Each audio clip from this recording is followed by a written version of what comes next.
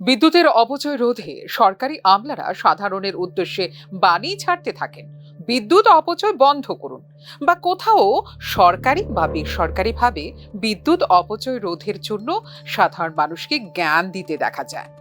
এদিকে বিদ্যুৎ বিল সঠিক সময়ে না দিলে সাধারণের পকেট কাটার বন্দোবস্ত সুন্দরভাবে করতে দেখা যায় বিদ্যুৎ দপ্তর থেকে।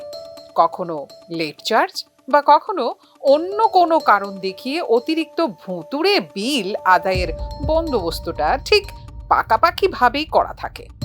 বিদ্যুৎ দপ্তরের আমলারা যারা সাধারণ মানুষকে প্রতিনিয়ত বিদ্যুৎ বিলের জন্য হয়রানি করে থাকেন, তারা কি কখনো সরকারি অফিস বা সরকারি হাসপাতাল পরিদর্শন করেছেন, যেখানে প্রায় 24 ঘন্টা নির্বিকারে বিদ্যুৎ অপচয় চলতে থাকে?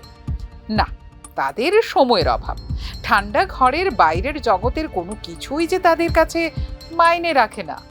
সরকারি হাসপাতাল বা সরকারি অফিসের বিদ্যুতের বিল সঠিক সময়ে না দিলেও লেট পেমেন্ট তো করা যাবে না।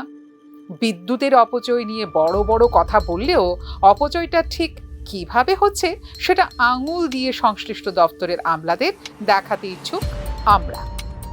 শহরের বুকে আইজিএম হাসপাতাল, বিদ্যুৎ অপচয়ের সঠিক চিত্র, যেখানে নেই কোনো ডাক্তার বা কোনো লোকজন, কিন্তু নির্বিকারে প্রায় 24 ঘন্টা লাইট জ্বলছে, ফ্যান চলছে। নিরাপত্তার দায়িত্বে থাকা নিরাপত্তারক্ষীরা ব্যস্ত মোবাইল বিনোদনে। যাদের হাতে এই হাসপাতালে দায়িত্ব দেওয়া, তারা শুধু দায়িত্বই হাতে নিয়েছেন, তবে দায়িত্ব পালন করতে রাজি নন।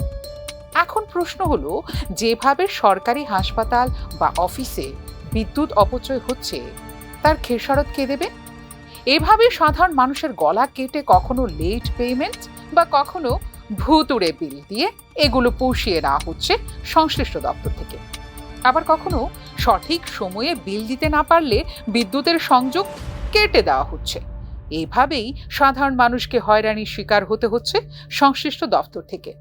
বিদ্যুৎ দপ্তরের মন্ত্রী বা আমলারা এখন কি বলবেন সাধারণ মানুষকে? উত্তর আছে কি আপনাদের কাছে? ফিওরো রিপোর্ট, নিউজ নাও।